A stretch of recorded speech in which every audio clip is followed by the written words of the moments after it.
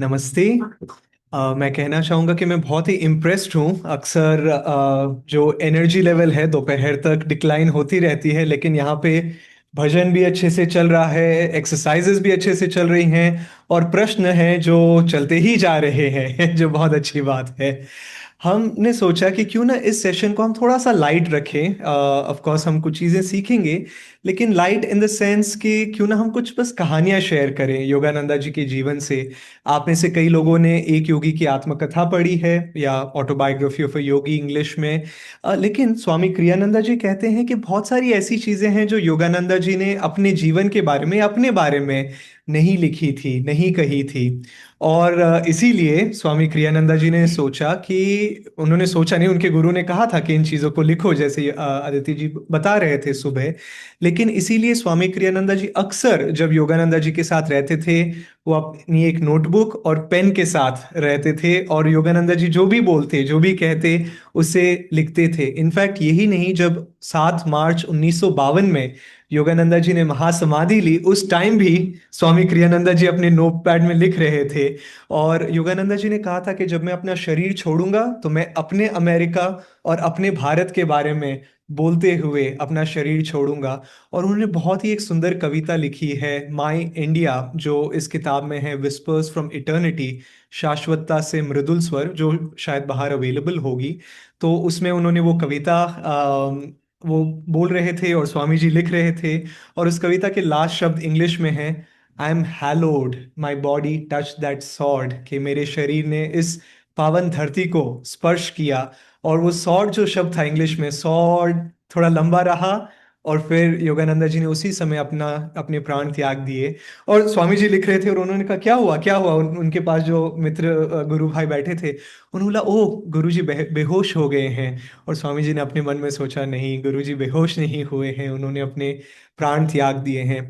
तो जैसे योगानंदा जी ने ये मिशन दिया था कि तुम्हारा जीवन का कार्य है लिखना, लेक्चर देना और एडिट करना। और स्वामी क्रियानंदा जी ने अपने पूरे जीवन में इस मिशन को जारी रखा। उन्होंने 150 किताबें लिखी, और जिनमें से कुछ किताबों को, कुछ कहानियों को हम टच करना चाहते हैं। तो क्यों ना मैं इन किताबों को थोड़ा, क्योंकि वो अमेरिका में थे 1920 से 1952 तक, तो उनका अमेरिका और उनका भारत, क्योंकि भारत उनकी भूमि थी। सो ये जो किताब है, पहली किताब आत्मबोध का सार, इसमें बहुत सारे टॉपिक्स हैं। ये जो किताब है न्यू पाथ या नया पथ, इसमें स्वामी क्रियानंदा जी लिखते हैं उनका समय योगानंदा जी के साथ में। और आज जो हम कुछ कहानियां शेयर करेंगे वो इन्हीं किताबों में से है। परमहंस योगानंदा अ बायोग्राफी, इसका हिंदी वर्जन भी है, परमहंस योगानंद एक जीवनी। और ये हिंदी और इंग्लिश की सेम किताब है। परमहंस योगानंदा के साथ वार्तालाप और कॉन्वर्जेशंस विथ योगानंदा। और ये आखिरी किताब, तो हम बहुत सारी योगानंदा जी की कहानियां शेयर कर सकते हैं, लेकिन आज सिर्फ 2-3 कहानियां मैं शेयर करूंगा और अदिति जी शेयर करेंगे। ये है स्टोरीज ऑफ योगानंदाज यूथ, जो योगानंदा जी जब नन्हे मुकुंदा थे उस समय से ये कहानियां हैं जो स्वामी क्रियानंदा जी ने कंपाइल की थी। पहली कहानी जो मैं शेयर करना चाहता था, और हर कहानी में शायद कुछ ना कुछ रहेगा हमारे लिए सीखने के लिए। लेकिन और कुछ नहीं तो जैसे आलोक बोल रहे थे कि जैसे योगानंदा जी ने शेयर किया है कि ये जीवन हमारे एजुकेशन और एंटरटेनमेंट के लिए है, तो दोनों चीजें, मनोरंजन भी है लेकिन शिक्षा भी है। तो एक बार ऐसा हुआ था कि स्वामी क्रियानंदा जी जो थे वो एक जगह पे लेक्चर दे रहे थे उनके आश्रम में। और लेक्चर देने के बाद उन्होंने एक सेवक को कहा कि मैं अगले बुधवार या गुरुवार को एक लेक्चर देने वाला हूँ। तो इस मित्र ने कहा कि ओह, आप अगर लेक्चर दे रहे हैं तो मैं जरूर आऊंगा। तो स्वामी जी को कहीं ना कहीं लगा कि वो तो नहीं तो भी आने वाले थे, ये जरूर आऊंगा कि वैसे आवश्यकता नहीं थी, उन्हें थोड़ी इनसिंसियरिटी लगी उसमें। तो स्वामी जी ने थोड़ा मजाक से लेकिन उनकी टांग खींचते हुए कहा कि ओह, अगर तुम आ रहे हो तो क्या तुम ये एक सेवा कर सकते हो, क्या तुम दरवाजे के बाहर खड़े हो सकते हो और जब भी कोई अंदर आए तो उनकी जेब एक बार चेक चेक कर लेना कि वो कोई कचरा ना लेके आए मेरे ऊपर फेंकने के लिए। तो फिर एनीवेज ये कहानी खत्म हुई। और स्वामी क्रियानंदा जी अक्सर जब योगानंदा जी के साथ होते थे, गेस्ट आते थे, तो स्वामी जी उन्हें डिनर या लंच या जो भी है सर्व करते थे, और उसके बाद में योगानंदा जी, स्वामी क्रियानंदा जी को योग आसन डेमोन्स्ट्रेट करने के लिए कहा करते थे। तो इसी तरीके से 3-4 दिन बाद कुछ गेस्ट आए थे, तो योगानंदा जी उनके साथ थे। तो और ये जो कहानी हुई थी वो कई बहुत दूर सिर्फ इस व्यक्ति और स्वामी जी के पास साथ घटित हुई थी, इसके बारे में और किसी को कुछ नहीं पता था। तो एनीवेज गेस्ट आए, गेस्ट को सर्व किया गया, गेस्ट चले भी गए, और फिर अक्सर उसके बाद में स्वामी जी और योगानंदा जी साथ में बैठ के वार्तालाप करते थे। और जब ये बातचीत चल रही थी तो योगानंदा जी ने स्वामी क्रियानंदा जी से कहा, ओ बाय द वे, अगली बार जब तुम किसी भक्त के साथ रहो आश्रम में, तो उन्हें मत कहो कि उनकी लोगों की जेब चेक करे कचरे के लिए। और योगानंदा जी ने कहा, ये सही नहीं है, ये उचित नहीं है, तुम्हें ऐसे नहीं बात करनी चाहिए। और स्वामी जी ने बोला, आपको पता था? क्योंकि आप तो थे ही नहीं वहां पे। और योगानंदा जी ने कहा, I know every thought you think, कि मैं तुम्हारा हर एक विचार जानता हूं। वाह, ये बहुत ही पावरफुल चीज है। और इंटरेस्टिंगली, ऐसा कभी कभी लग सकता है कि अरे अब ये संत नहीं है, हमारे साथ नहीं है। इंटरेस्टिंगली ये कहानी है जहाँ पे एक गुरु भाई है हमारे, जो अभी शरीर में नहीं है, लेकिन उन्होंने योगानंदा जी के शरीर छोड़ने के बस कुछ ही महीनों बाद ऑटोबायोग्राफी ऑफ ए योगी पढ़ी। और उन्हें लगा ये मेरे गुरु हैं, मुझे तो उनके आश्रम में जाना चाहिए, और मुझे वहां पे ब्रह्मचारी बनना है उनके आश्रम में। तो उन्होंने किताब खत्म करने के बाद में उन्हें पता चला कि योगानंदा जी ने तो अपना शरीर छोड़ दिया है। ओके, योगानंदा जी ने अपना शरीर छोड़ दिया है, तो उन्होंने सोचा चलो ठीक है, मेरा दुर्भाग्य ही सही। ऐसे कई बार हम सोचते हैं। तो वो अलग अलग जगह जाने लगे, अलग अलग सत्संग अटेंड करने लगे। तो एक बार एक संत आए थे उनके शहर में, और वो सत्संग दे रहे थे, और उनसे वो बहुत ही आकर्षित हुए। और जैसे ही सत्संग खत्म हुआ, वो जल्द से उनके पास गए, और उन्होंने बोला, महाशय, आप प्लीज मुझे अपने शिष्य के रूप में स्वीकार कीजिए। और उन्होंने बोला, नहीं, मैं तुम्हारा गुरु नहीं हूं। तो बोला, नहीं नहीं, आप प्लीज मुझे अपने शिष्य के रूप में स्वीकार कीजिए। तो इस इन संत ने कहा कि देखो, मैं तुम्हारा गुरु नहीं हूं, योगानंदा तुम्हारे गुरु हैं। और इस व्यक्ति ने बोला, नहीं नहीं नहीं नहीं महाशय, आपको कुछ गलतफहमी हुई है। योगानंदा जी ने तो अपना शरीर छोड़ दिया है, योगानंदा जी मर चुके हैं, मैं उनका शिष्य कैसे बन सकता हूं? और इन संत ने कहा, योगानंदा जीवित है, तुम मरे हुए हो। कि मतलब हमें आध्यात्मिक रूप से जगना है। कितनी सुंदर कहानी। और उसके बाद में वो योगानंदा जी के आश्रम में गए, वहां पे वो एक ब्रह्मचारी के रूप में उसके बाद में उन्होंने सेवा की योगानंदा जी के आश्रम में। तो ये कई बार मन में विचार आ जाता है कि अरे, योगानंदा नहीं है, ये कहानियां मेरे पास नहीं है। और ऐसी कई सारी कहानियां, जैसे सुबह आदित्य जी एक कहानी शेयर कर रहे थे कि कैसे इन महिला के जीवन में जब उनके जो पुत्र थे, उनकी जो जो लड़के थे, वो करीब 12-13 साल के थे, उनको पता था कि ये लड़का मेरा कभी भी शरीर छोड़ सकता है, लेकिन योगानंदा जी आए फिर भी। तो बात ये नहीं है कि वो मरे हुए हैं, हमें बस उन्हें आमंत्रित करने की जरूरत है। और स्वामी क्रियानंदा जी ने योगानंदा जी से पूछा था कि क्या आप हमें हमारी सहायता कर पाएंगे, क्या आप हमारे साथ रहेंगे जब आप अपने शरीर को भी छोड़ देंगे? और योगानंदा जी ने कहा, to those who think me near, I will be near. कि जो मुझे अपने निकट समझेंगे और सोचेंगे, मैं उनके निकट, उनके करीब रहूंगा। तो क्यों ना उसके साथ एक एक्सपेरिमेंट किया जाए, आंतरिक रूप से उन्हें बुलाया जाए, महसूस किया जाए कि आप हो मेरे निकट। एक और कहानी, और उसके बाद में मैं आदित्य जी को इनवाइट करूंगा। क्योंकि हम ओम के बारे में बात कर रहे थे, तो योगानंदा जी के सबसे पहले जो डिसाइपल थे, शिष्य थे अमेरिका में, उनका नाम था डॉक्टर लुइस। तो डॉक्टर लुइस के जीवन से भी योगानंदा जी, उन दोनों के साथ भी बहुत सारी बहुत सुंदर कहानियां हैं, लेकिन अभी के लिए सिर्फ एक कहानी, और मैं चाहता हूं कि आप इन किताबों को पढ़ें जिनके बारे में मैं कह रहा था। सो एनीवेज, एक बार डॉक्टर एक नाव में ट्रैवल कर रहे थे, और अचानक से एक बड़ा सा तूफान आ गया। और इतना भयंकर तूफान आने लगा कि डॉक्टर लुइस को लगा कि ये तो नाव डूबने वाली है, और आज मैं जीवित नहीं रहूंगा, क्योंकि वो एकदम समुद्र के बीचों बीच थे। तो उन्हें लगा कि अब करें भी तो क्या करें, लेकिन उन्हें ये बात याद रही कि ओम, योगानंदा जी ने कहा था, एक प्रोटेक्टर है, कि वो आपकी रक्षा करता है, वो एक कंफर्टर है। तो उन्होंने सोचा चलो ठीक है, शरीर छोड़ ही रहा हूं तो मन में ओम का उच्चारण करता हूं। और ये यहाँ पे ये घटना घटित हो रही है, और दूसरी तरफ योगानंदा जी अपने आश्रम में हैं अपने शिष्यों के साथ में। और योगानंदा जी तुरंत उठते हैं और मन में बोलने लगते हैं, मन में पहले सोचते हैं और ऑफ कोर्स उसके बाद में शिष्यों को बोलने लगते हैं, doctor is in trouble, deep trouble, कि डॉक्टर लुइस को ट्रबल है, खतरा है, गहरे खतरे में है वो। और वो आगे पीछे चलने लगे। और इधर शिष्यों को समझ में नहीं आ रहा है कि हो क्या रहा है यहाँ पर। सो एनीवेज फिर डॉक्टर लुइस ने ओम ओम ओम वो उच्चारण करते रहे। और फिर अचानक से वो जो तूफान था वो शांत हो गया। और वो समुद्र के दूसरे पार, समुद्र के तट पे पहुंच गए। और उसके बाद में वो उतरे, घर पहुंचे। और घर पहुंचते ही योगानंदा जी का कॉल आया उनके फोन पे। और उन्होंने कॉल उठाया, और डॉक्टर लुइस को पता नहीं था कि ये कॉल किसका है, क्या है। उस टाइम कॉलर आईडी नहीं होते थे शायद, या हमारे तरफ मोबाइल डिवाइस नहीं है जहां व्हाट्सएप कॉल होता है। तो उन्होंने फोन उठाया और योगानंदा जी ने कहा, भीगते भीगते बच गए ना डॉक्टर। सो बेसिकली ये, हाँ, बहुत ही मनोरंजक कहानियां थी। लेकिन इनके पीछे एक बहुत ही गहरे सिद्धांत, कई गहरे सिद्धांत छिपे हुए हैं। ओम की ध्वनि को लेके, गुरु की उपस्थिति को या किसी भी संत की उपस्थिति को लेके, कि एक संत शरीर जब छोड़ते भी हैं तो वो हमें अपना आशीर्वाद दे सकते हैं। उनकी कृपा हमेशा बनी हुई रहती है। और जैसे कि मैं सुबह कह रहा था कि हमारा सिर्फ कार्य है कि कृपा तो आ रही है सूर्य से, वो सूर्य की किरणों की जो मैं बात कर रहा था, लेकिन हमें अपने पर्दों को खोलने की जरूरत है, हमें अपनी चेतना को खोलने की जरूरत है। तो उसके साथ मैं अदिति जी को इनवाइट करूंगा।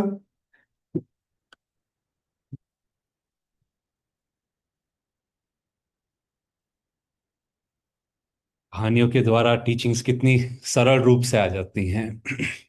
तो जब आलोक शेयर कर रहे थे पहले तो मैं वासुदेव जी के साथ पूना में रहता हूँ। तो इस क्लास से पहले बस 5 मिनट पहले हम अपने नोट्स कंपेयर कर रहे थे कि आप कुछ कहानियाँ शेयर करेंगे, मैं कुछ। तो मैंने कहा मैं ये कहानी शेयर करना चाहता हूँ। उन्होंने मुझे अपने नोट्स दिखाए, उन्होंने भी लिख रखी थी। फिर मैंने कहा ओ, दूसरी कहानी मैं ये शेयर करूंगा। उन्होंने फिर से दिखाया, ये तो मैं भी शेयर कर रहा हूँ। मैंने कहा शायद हमें अलग अलग रहना चाहिए, हमारे थॉट्स कुछ ज्यादा ही एक हो गए हैं। सो एनीवे, बट आलोक जी जब शेयर कर रहे थे, और एक बार फिर से ऑनलाइन स्टूडेंट्स को भी वेलकम। बहुत अच्छी उपस्थिति से एक छोटा सा आप शेयरिंग कर सकते हैं जो सब ऑनलाइन है, कि इफ यू कैन टाइप आप कहाँ से आ रहे हैं, तो बड़ा अच्छा लगेगा, आनंद आएगा जानने में। तो आलोक शेर वो बहुत प्यारा भजन गा रहे थे, माँ दर्शन दे, माँ दर्शन दे। तो मुझे कुछ स्टोरीज याद आई। सबसे पहले ये जो पुस्तक है, स्वामी कृष्णानंद जी जब 1958 में भारत आए थे, कलकत्ता में 4 साल रहे थे, और योगानंद जी के परिवार से मिले थे। तो कई प्यारी छोटी छोटी बातें जो योगानंद जी ने नहीं बताई हैं ऑटोबायोग्राफी में, वो इस बुक में है। तो उसमें से एक ये है कि आपको याद होगा, एक योगी की आत्मकथा में योगानंद जी बताते हैं कि बहुत बड़ा परिवार था उनका, और उनकी बड़ी बहन थी रोमा। तो जब योगानंदा जी बहुत ही छोटे थे, तो बड़े भाई बहन माता पिता क्या करते हैं, एक कुछ महीनों बाद, 1 1.5 साल बाद बच्चे को गोद में लेके आप सिखाना शुरू करते हैं कुछ चीजें, कि भाई मामा, बाबा, पेड़ है, ये है। तो वो छोटे से मुकुंदा लाल घोष जैसा उनका नाम था, उनको गोद में लेके सब जगह जा रही थी। तो वहां घर में काली माँ की तस्वीर थी। तो रोमा जी उनको एकदम पास में ले गई और बोला, माँ। तो उनके फैमिली बताती है, जैसे उन्होंने कहा माँ, शी सेड, कि वो ऑलमोस्ट उनकी गोद से छलांग सी लगा दी योगानंदा जी ने। तो उनको पकड़ना पड़ा, और फिर वो जैसे लड़ने लगे कि मुझे छोड़ो, मुझे जाने दो, मुझे जाने दो। और फिर वे कैसे जाने देंगे इतने छोटे बच्चे को, तो पकड़ रखा था। फिर वो रोने लगे। तो वो बोलती हैं कि वो भी हैरान हो गए कि ये 1 1.5 साल के हैं, ये माँ बोलने से वो जो उनकी स्मृति जो जागृत हुई, कि मैं कहाँ से आया हूँ, मैं कौन हूँ। फिर आपको पता होगा कि कुछ ही कुछ वर्षों बाद योगानंदा जी की माँ का स्वर्गवास हो गया था। और वो किसी के लिए भी आसान नहीं होता है, और योगानंदा जी के लिए तो बहुत ही कठिन था। उन्होंने कहा पूरे जीवन में मेरी सबसे अच्छी मित्र थी वो, और उन्हें आभास भी हो गया था। आपको ऑटोबायोग्राफी में पढ़ेंगे, पिछले एक रात पहले, कुछ घंटे पहले उनकी माँ उनके स्वप्न में आई थी और उन्हें कहा था अगर आप मुझे जीवित देखना चाहते हो तो अपने पिताजी को जगाओ, उनको बताओ, बिकॉज वो दूसरे शहर में थे, और बोले आज ही की ट्रेन लेके आ जाओ। तो योगानंदा जी के पिताजी को लगा कि ये अपनी बच्चा अपनी कल्पना कर रहा है। उन्होंने कहा ऐसी कुछ नहीं होगा, देखेंगे, सुबह देखेंगे, आप सो जाओ। और सुबह फिर जब वो उनको खबर आई कि माँ बीमार हैं, और फिर रास्ते में उनको पता चला कि उनका स्वर्गवास हो गया है, तो योगानंदा जी को कई वर्ष लगे उससे उभरने में। और वो कहते हैं उस समय पे वो क्या करते थे कि अपनी माँ को प्रार्थना करते थे, तो दिव्य माँ उनसे थोड़ा, वो भगवान को माँ के रूप में देखते थे। माँ के रूप में क्यों, आप पिता के रूप में भी देख सकते हैं, भाई बहन किसी भी रूप में देख सकते हैं, लेकिन योगानंदा जी कहते थे जब हमसे कोई गलती हो जाती है तो आप किसके पास जाते हैं, माँ के पास या पिताजी के पास? माँ के पास। आप माँ के पास जाएंगे और बोलेंगे भाई ऐसा ऐसा हो गया, अब क्या करें?" बोलेंगे कोई बात नहीं, अब हम ठीक कर देंगे, सही टाइम पे मैं बता दूंगी, ये देख लेंगे। तो योगानंद जी कहते थे भगवान तो एक ही है, लेकिन आपके और मेरे हार्ट का जो कॉन्फिडेंस है भगवान में, वो जब उनको माँ के रूप में अप्रोच करते हैं तो वो फॉरगिवनेस हमें बहुत जल्दी फील हो जाती है। तो योगानंद जी ऐसी छोटी छोटी चिट्ठियां लिखने लगे थे कि भगवान, तो किसी ने कहा "आप भगवान को बुला रहे हो तो आप एक चिट्ठी लिखो"। तो वो एक्चुअली छोटे थे, वो चिट्ठी लिखने लगे और जाके पोस्ट ऑफिस में लेटर बॉक्स में जमा करते थे। और ये दैनिक रूप से हो रहा था, तो लोग परेशान हो गए कि भाई ये तो बच्चा पागल ना हो जाए, छोटा सा बच्चा ये रोज इतनी बड़ी बड़ी चिट्ठियां लिख रहा है। तो लोगों ने तो उनको रोकने की कोशिश की, तो उन्होंने कहा नहीं नहीं, इसमें रोकना क्यों है, मैं चिट्ठियां लिख रहा हूँ, वो कुछ ही समय में पहुंच जाएंगी, भगवान का जवाब आ जाएगा। अब लोगों को समझना है कि ये तो होने नहीं वाला है, तो क्या करें। तो एक दिन योगानंद जी नाश्ते पे आए अपने घर पे, और बड़े दुखी थे उससे पहले, लेकिन उस दिन आए बड़े खुश मुस्कुराते हुए आए, और बोले कि भाई नाश्ते में क्या है। तो वो सेवक जो थे घर में, उन्होंने पूछा कि आप इतने खुश क्यों हो? बोले अरे माँ का जवाब आया है, दिलो माँ का जवाब आया है। बोले जवाब आया है, कहाँ, कैसे? तो फिर योगानंदा जी ने बताया कि जब वो ध्यान कर रहे थे, और वो बचपन से ध्यान करते थे, तो बोले कि सुनहरे अक्षरों में माँ ने मुझे चिट्ठी लिखी है, और वो मेरे मन में आई है, मुझे ध्यान में दी गई है, उसमें बड़ी प्यारी प्यारी बातें लिखी हुई थी। सो योगानंद जी बचपन में ही नहीं, जब वो बड़े हो गए थे, एक्चुअली 1952 में उन्होंने अपना शरीर त्यागा, उससे कुछ ही वर्ष पहले वो लॉस एंजलिस और एंसिनिटास में उनका आश्रम है, तो आया जाया करते थे। तो जब वो आ रहे थे वहां से एंसिनिटस से लॉस एंजलिस की तरफ, तो उन्होंने कुछ डेविटीज थे गाड़ी में, उनको कहा गाड़ी रोको, यहाँ एक बहुत अच्छी बेकरी है, तो वहाँ बिस्किट जो है, शॉर्ट ब्रेड बहुत अच्छी मिलती है। तो उन्होंने एक डेविटी से कहा आप अंदर जाके एक पैकेट ले आओ। तो वो डेविटी गए, और वो कुछ समय बाद बाहर आए, बोले नहीं सर, वो दुकानदार ने कहा है कि कुकीज तो है नहीं, वो खत्म हो गई हैं। तो हताश होने की बजाय, या फिर कुछ निराश होने की बजाय, एकदम से गाड़ी में योगेंद्र जी ने प्रार्थना की, हे दिव्य माँ, अगर यहाँ कुकीज थी ही नहीं तो आपने मुझे भेजा क्यों, यहाँ क्यों भेजा था? और शिष्य बताते हैं उसी समय उन शिष्यों ने देखा कि उस दुकान के ऊपर एक दिव्य प्रकाश आया, और वहां से वो जो शॉपकीपर लेडी थी वो दौड़ती हुई है, बोली रुको रुको रुको, मेरे पास एक बैच है, शाम में किसी ने ऑर्डर किया था लेकिन वो शाम को आएंगे, तो आप ये ले जाइए, उनके लिए मैं एक और बैच बना दूंगी। तो फिर योगानंद सबने देखा कि ये क्या हो रहा है, तो फिर योगानंद जी ने एक्सप्लेन किया, मैं जीवन में कोई भी कार्य बिना दिव्य माँ से पूछे नहीं करता हूं। तो जैसे आप और मैं भी अपना दैनिक जो जीवन शुरू करें, रोज प्रार्थना करें, स्वामी कृष्णानंद जी, उनका ये तरीका था, बोलते हैं मैं रोज सुबह अपने गुरु की आंखों के द्वारा ईश्वर से प्रार्थना करता हूं कि आज जो भी आप चाहें वही हो मेरे जीवन में, ना कि जो मैं चाहूं। इससे हम ईश्वर के साथ अनुकूलन कर सकते हैं, उनके विचार, उनकी क्या दिव्य इच्छा है, उससे हम अपनी इच्छाओं को जोड़ सकते हैं। और फाइनली मैं एक स्टोरी ये शेयर करना चाहूंगा, दिव्य माँ के बारे में ही है, कि क्रिसमस मेडिटेशन हो रही थी, 1949 की बात है, और साल में एक बार योगानंदा जी ये करते थे। 8 घंटे का, 23 दिसंबर को 8 घंटे का ध्यान होता था, और आज भी वो परंपरा चल रही है। तो उस ध्यान में कई सौ लोग बैठे हुए थे, और स्वामी कृष्णानंद जी बताते हैं कि दो अलग अलग सालों में अलग चीज हुई। लेकिन एक बार योगानंदा जी मेडिटेशन लीड करते थे, तो उन्हें दिव्य माँ का दर्शन हुआ। और उसमें क्या हो रहा था कि वो माँ से बात करने लगे, भगवान से बात करने लगे। और लोगों को तो लेकिन भगवान की बातें सुनाई नहीं दे रही थी, उनको सिर्फ एक तरफ से सुनाई दे रहा था। दूसरी बार क्या हुआ कि वो भगवान से बात कर रहे थे, लेकिन जब भगवान कुछ कहते थे तो योगानंदा जी की आवाज चेंज हो जाती थी। तो इस तरह से आप दोनों तरफ की बातें सुन पा रहे थे। लेकिन योगानंदा जी, स्वामी जी कहते हैं, जैसे ही उनको वो माँ का दर्शन हुआ, वो एकदम से कहने लगे, तुम कितनी सुंदर हो, आप कितनी सुंदर हो, कितनी सुंदर हो, माँ की तारीफ कर रहे थे। फिर वो लोगों को बता रहे थे, माँ कह रही हैं यहाँ कुछ लोग जीवन मुक्त बनेंगे, कुछ परम मुक्त मुक्त बनेंगे, कुछ सिद्ध होंगे। और फिर योगानंद जी ने कहा, और ये इंपॉर्टेंट बात है आपके और मेरे लिए, उन्होंने कहा, अरे माँ, माँ कहाँ जा रही हो, माँ मत जाओ, मत जाओ, मत जाओ। फिर उन्होंने कहा, अच्छा तुम इसीलिए जा रही हो क्योंकि यहाँ उपस्थित लोगों के हृदय में मटीरियल डिजायर्स हैं। तो फिर योगानंदा जी कहते थे, ये भगवान ने आपकी और मेरी रचना की है, सृष्टि की रचना की है। वो चाहते हैं हम सृष्टि में रहें। लेकिन अगर हम किसी से भी खुद से पूछें कि अगर आपको कोई तोहफा देता है, तो आपको वो गिफ्ट ज्यादा पसंद है या गिफ्ट देने वाला? तो अगर हम किसी भी संत की लाइफ को देखें, उनको भगवान हो सकता है बहुत गिफ्ट दे रहे हों, शक्ति, अलग अलग तरह के अनुभव, एक्सपीरियंस, अंत में तो ईश्वर खुद ही कोई दे देते हैं, आत्म साक्षात्कार हो जाता है। तो योगानंदा जी कहते थे, जब हम ईश्वर के लिए एकत्रित हुए हैं, साथ में ध्यान कर रहे हैं, उनको बुला रहे हैं, फिर भी सतर्क रहना है कि फिर भी मन में कई बार ये भावना आती है कि हाँ ईश्वर तो ठीक है, लेकिन, और योगानंद जी ने कहा था ऐसी भूल मत करो। वो बल्कि कहते थे, जैसे जीसस क्राइस्ट कहते थे कि सीक ये first the kingdom of God. पहले किंगडम ऑफ गॉड कहाँ है? जीसस ने खुद कहा, आपके अंदर है, it is with in you.